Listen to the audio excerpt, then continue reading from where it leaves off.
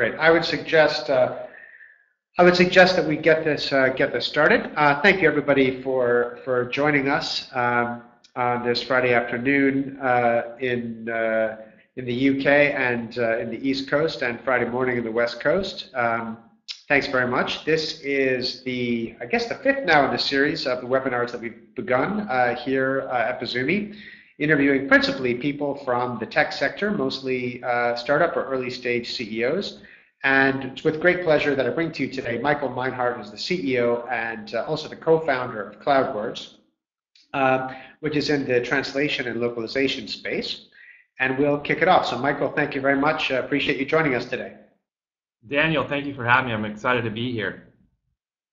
Well, I think, I'll start with maybe a tough question. As an entrepreneur myself, there's so many costs and troubles that we all think about that appear very naturally on those early spreadsheets that you do late at night with a glass of wine when you're thinking about putting together a business. And I think, obviously people certainly, in almost any category of business these days, people have thoughts about moving to the next stage and going overseas, internationalizing, globalizing their business.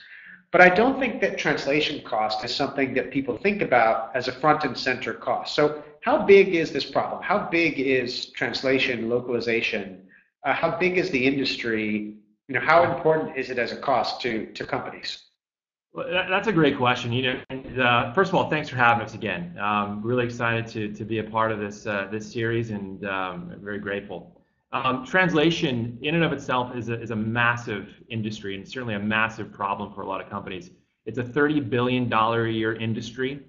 Companies that are looking to explore additional revenue streams, certainly outside of their core market or their native market, obviously are forced to move outside. So obviously in the UK, moving into the continent and making sure that you're selling to people, you're communicating with people in their native languages is paramount.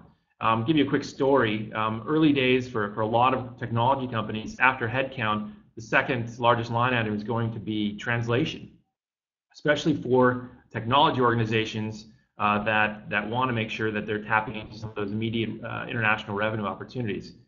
So for us, we're in a very unique position.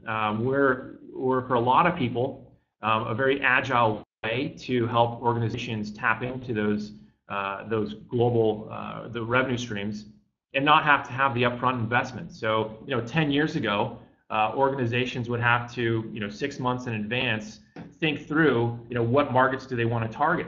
Well, today with Cloudwords, we have customers that are going in and selling deals, basically closing deals at the beginning of the month, and telling these customers, the same customers in France and Germany and Denmark, that they'll have a localized product offering in 30 days. So we're dramatically changing the paradigm for these organizations that are looking to tap into some of these new revenue streams earlier on.